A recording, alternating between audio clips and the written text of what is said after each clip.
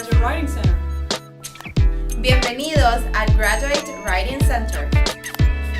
Bem-vindo ao Graduate Writing Center. Alors, c'est le cycle de Graduate Writing Center. Bonjour, bienvenue au Graduate Writing Center. Welcome to the Graduate Writing Center.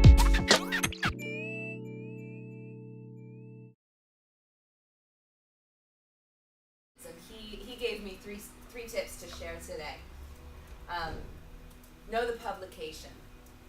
The same as audience, that's right? No, it's a bit different, but the publication does generally reflect the readership. Every publication has its personality. And so you should be very selective about where you're pitching your op-ed. And it helps to tell the editor that you have selected his or her paper and why. If the Monterey County Herald has been following very closely let me change that. The Carmel Pinecone has been following the case of a Pebble Beach man whose family owns a liquor store in Pacific Grove. And he has been charged with rape of an unconscious, disabled woman. Now people in the community, some people are campaigning to boycott the store.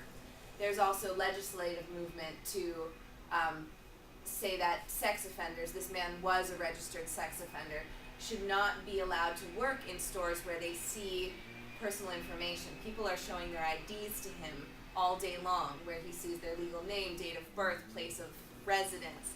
And so now there's legislative action to perhaps say sex offenders cannot work in liquor stores or handle that kind of information.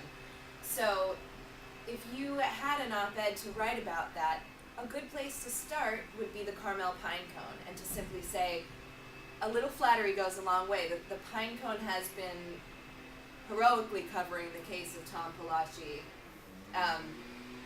Here's where I weigh in. I think that a change in laws would be a mistake. And then you take it from there. Pick a paper that has been covering the issue you're writing about. Reference those articles in your story or in your cover letter to the editor.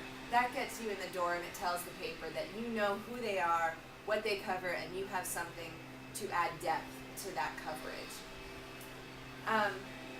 There are two angles to the paper's point of view and whether you should pitch your piece to it. If you think a paper is sympathetic to your point of view, that might be a good place for your op-ed.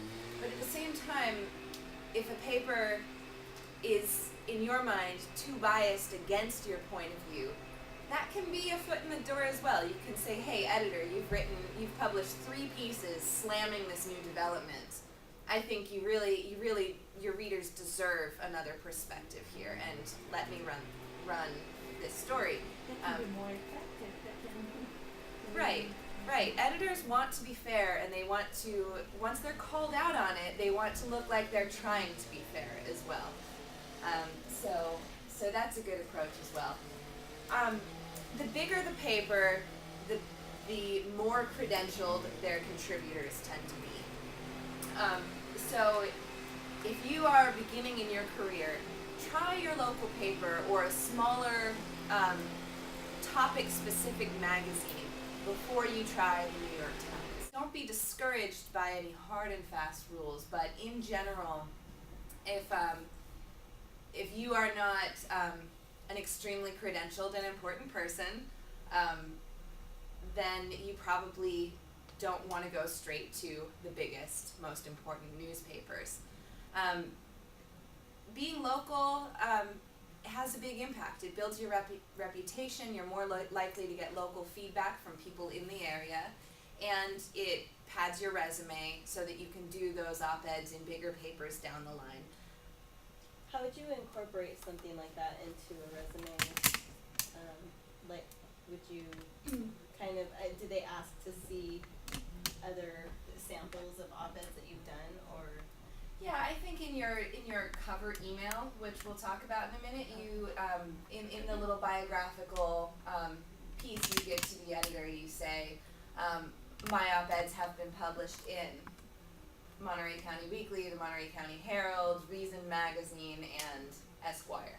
You know, therefore, New York Times is the next step. You know, something like that. Or you can attach your resume or your online CV to that cover email to editors, and put it right in your resume or CV and say, op-eds have been published in the following.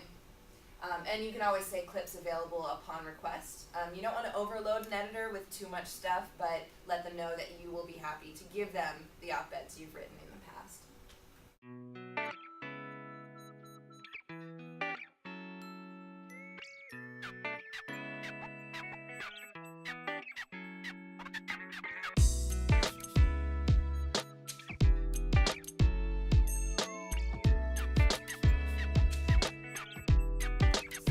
Paul's second tip, know the publication was the first. Number 2, know someone. You don't have to be best friends with the editor or somebody at the paper. But if you don't know anybody there, get to know them by being an engaged reader.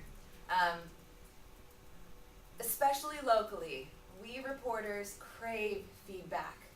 Whether you're commenting on the website using your real name, or you call in to say, just a minute of your time, I really like that story you wrote, I haven't seen that angle before, have you considered this other angle? Some sort of friendly feedback is really appreciated, and it gets your name known at the paper, so that by the time you're ready to say, hey, it's me, Orange, I've got an op-ed this time. They'll probably say, oh yeah, you were complimenting me last month. Sure, what do you have? And that can go for the reporter as well as the editor. In most publications, reporters have some sway.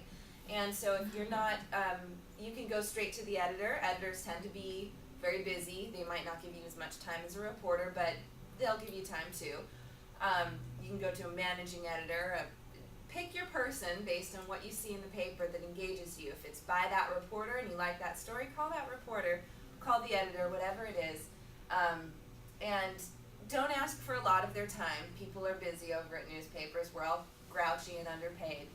So be quick, get in and out, and get your name known a little bit with whoever you're going to pitch your story to, your op-ed to.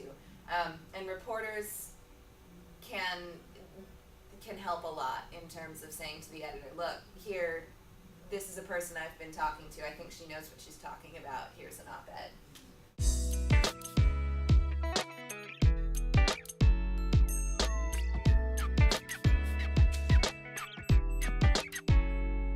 Paul Wilner, I don't know if he knows I'm putting this up on the board. He said, talking about powerful people with vested interests, CEOs, executive directors, often cannot write their effing names. So often these big names, if you have, for example, but this is hypothetical, if Congressman Sam Farr has a piece in our paper, he might very likely have an aide write it for him, but he tells the aide, I want you to make this point, run it by me. He might fix it and say, add this paragraph, and it'll be signed Sam Farr. We've already gone through this other stuff, but offering a fresh point of view is important too. Don't just regurgitate the same point made by a source in a story. If your issue is whether the San Clemente Dam should be removed or strengthened to respond to earthquake danger, don't just make the same point that the news article in the paper made, or that one of the sources in the article made. Come up with something wild and different. That's likely to get you in the door as well.